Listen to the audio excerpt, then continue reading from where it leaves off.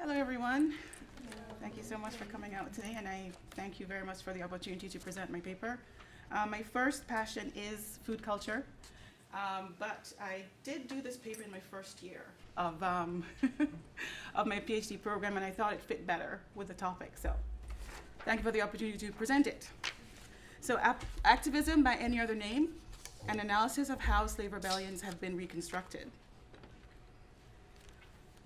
My analysis will focus on 3 books, which are written, coincidentally, almost 10 years apart.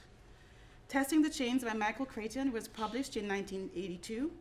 He examines the several rebellions throughout the West Indies, including Barbados, Antigua, and Jamaica. He began by putting slave resistance into context of the plantation world. He focused on the symbiotic relationship between the enslaved and the planters, and included Maroon resistance up to the Baptist War in 1831. The second book I'll be looking at is Crowns of Glory, Tears of Blood by Emilia Villota da Costa, which was published 12 years later. He focused on the Demerara slave rebellion in 1823, and he focused on the work of missionaries and John Smith, who was put on trial for his alleged involvement in the rebellion. The relationship between the planter class and the missionary was also central here, with John Smith portrayed as hero, martyr, and threat all at once. And most recently published, we have in 2004, The Avengers of the New World, the story of the Haitian Revolution by Laurent Dubois. Sorry I'm speaking a little bit, but I know the time is going against me, so please bear with me. Haiti was the only slave society where slavery was successfully terminated through rebellion. And Dubois noted that the revolution had been ignored by European and North American scholars, but still felt the revolution was important to study. From a close reading of all 3 books, it becomes clear that slave resistance was a complex affair in the British West Indies. The system of slavery had checks and balances that were mostly able to keep slaves from all-out rebellion. But there was a fine line between resistance and accommodation, as the enslaved learned to navigate the system for survival. Thus, despite the outward appearance of the enslaved's calm and docility that some plantation owners would often describe, there could be no denying that slave resistance lay close to the surface of all slave societies, as the enslaved used varying forms of resistance. So here we have, for example, running away, destruction of crops, poisonings, refusals to work, suicides, and so we find this balancing on the little trapeze at the bottom, and in the end, there would be rebellion. So how are these rebellions reconstructed? Essentially, the difficulty in reconstructing rebellions can be seen partly in the balancing act that scholars faced.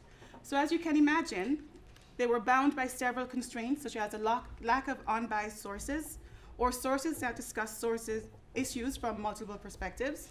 Creighton, for example, complained about the patchiness of sources, as well as the lost insights caused by inadequate translations, through biases and misperceptions, while of course Da Costa had an abundance of sources because he wrote about a missionary, the British missionary John Smith. There is also the issue of a lack of clear distinction between what happened, what is said to have happened. For example, during slave trials, the enslaved only answered questions they were asked, and there were ulterior motives and distortion of facts on all sides. As masters sought revenge, the enslaved sought lighter punishments, and colonial judges sought to carry out the theater of punishment. As such, reconstructions has also been about getting the most accurate chronology of events, so as to understand what really happened. And unfortunately, this has left little room for deeper analysis into actions and events. So therefore, what we find is that these events were usually met with swift and brutal action by the planter class, and historians are still laying the foundation for future work. Nevertheless, all 3 scholars made inherent assumptions that involved the slaves wanting their freedom and the planters were actually fighting an ideology or a strong yearning that the enslaved had for freedom and how they wanted to achieve it. In many cases, it was rumors of freedom being withheld by planters that sparked rebellion. And there was also an inherent assumption that the enslaved actions could only be termed as rebellion or revolt, while after emancipation, these struggles became termed as riots or unrest. All 3 scholars also had an ultimate agenda, which was to spur the imagination as well as to invite response and revision. Creighton, for example, wanted to engage with the idea of the enslaved as revolutionary peasants and not just as enslaved. Du Bois wanted to go beyond the violence of the revolution to put it into the context which he interpreted as the enslaved revenge. And Acosta sought to defend John Smith's name and the missionary's role in the island during slavery. These would all have influenced how scholars thought about rebellions. So with a clear understanding of the multidimensional nature of rebellions, the many actors involved, the varying roles, rebellions did not happen in isolation, but would depend on other areas of society. For example, the political climate overseas. There was also the role that African slaves would play versus Creole slaves, the role of ideology, and the willingness of the enslaved to risk it all to rebel. It was almost like putting all the pieces of a puzzle together to find the foundation for rebellion. There was also accommodation versus resistance. Scholars sought to understand why slaves revolted, but not why they resisted, which seemed a little bit contradictory. It would seem as well as if the scholars understood that the enslaved accepted their place in the slave system to some extent, but that there was always resistance because the ultimate aim was freedom. However, there was also an understanding that the enslaved would only rebel or become violent under certain circumstances. Creighton argued, for example, that the revolutions happened when the enslaved's expectations were frustrated or in conditions of extreme oppression. Like the planter classes, Du Bois and Acosta suggested that there had to be an instigator to cause rebellions or some outside influences.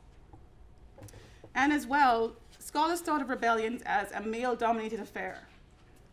Enslaved women were, for the most part, rendered invisible, or unfortunately seen in a negative light. Creighton singled out female domestics as informants, and Du Bois mentioned enslaved women only as bedmates of white overseers or as prostitutes. Or even when Creighton found that enslaved women joined rebellions in Jamaica, he concluded that they were only necessary for carrying baggage or dressing slave men's victuals. However, he also pointed out that a shaved head on a woman was apparently a signal for a revolt in Jamaica, which again shows some level of involvement for women. So now we're going to consider a working definition of activism.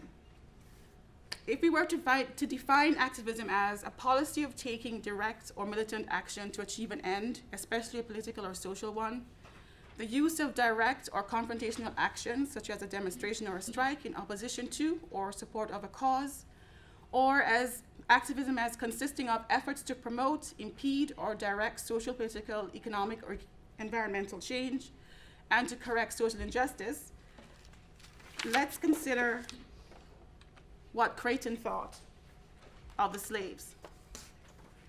He wrote of a chronology of resistance, and he also mentions the impracticality of peaceful resistance.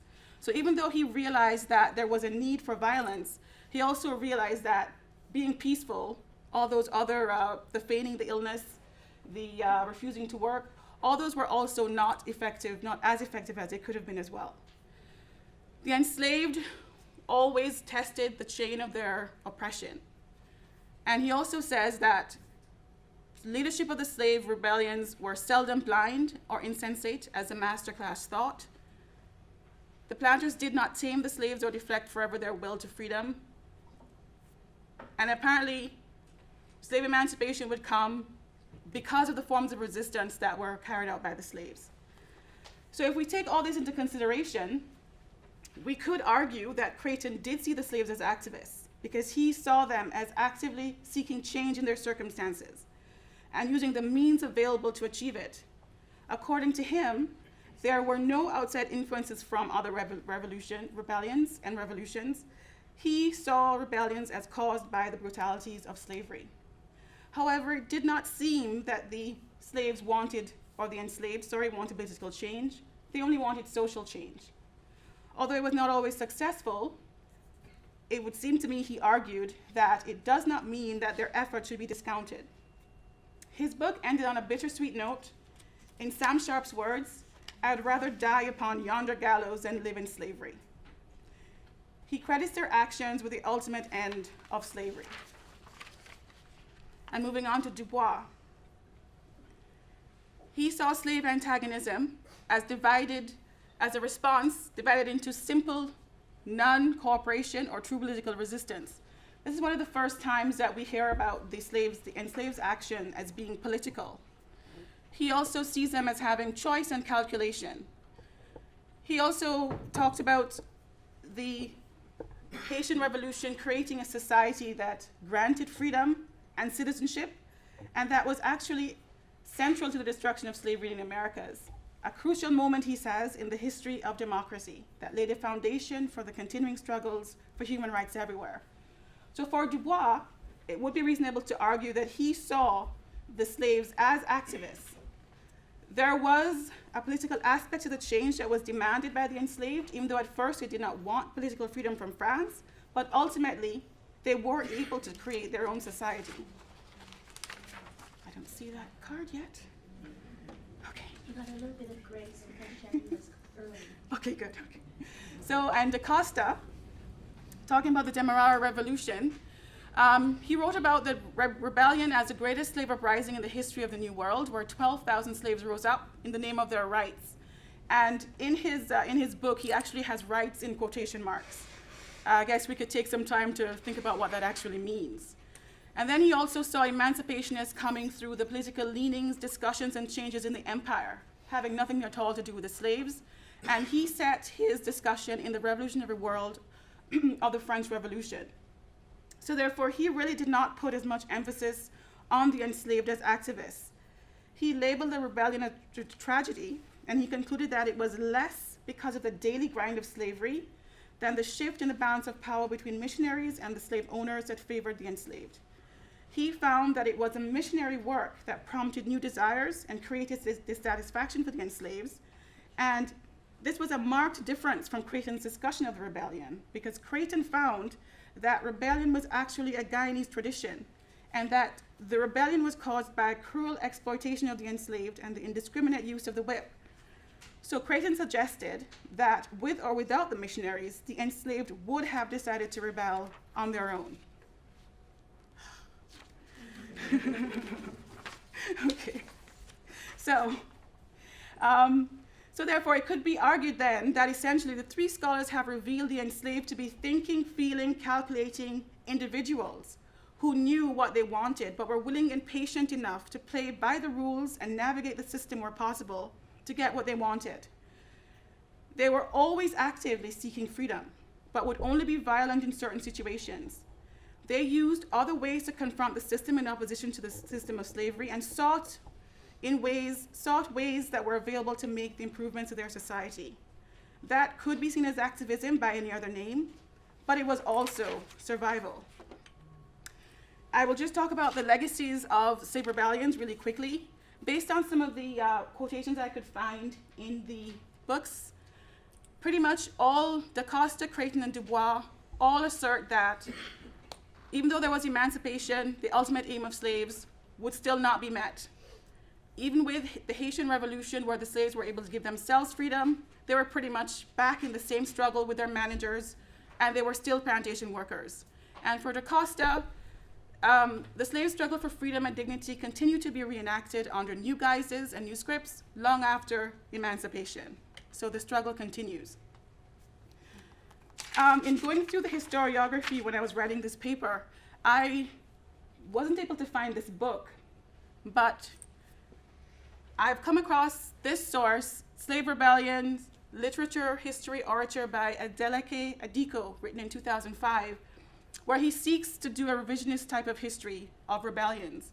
It's one of the few that I've seen based on the idea that he, seeking to empower the enslaved, to remove the ideology of them as invisible and downtrodden. He sees their action as counter-violent. So if you get a chance to see that book, I've been trying to find it, but this book by Adiko, based on the reviews that I've read, is one that seeks to to cast the slaves in a new light in terms of resistance being heroic as opposed to being, against the rules. And here I found some pictures of slavery and rebellions. And I just want to invite you to look at it for a second and tell me if there are any similarities or differences. What do you think? So the first one is of slavery, the second one is of rebellion. Similarities? I'm sorry, you can barely see it, right? They're mimicking each other's Exactly. That's it. So essentially, I can see with Adika's ideas about changing the idea of slave resistance from the downtrodden to counter violence. Just food for thought. Thank you.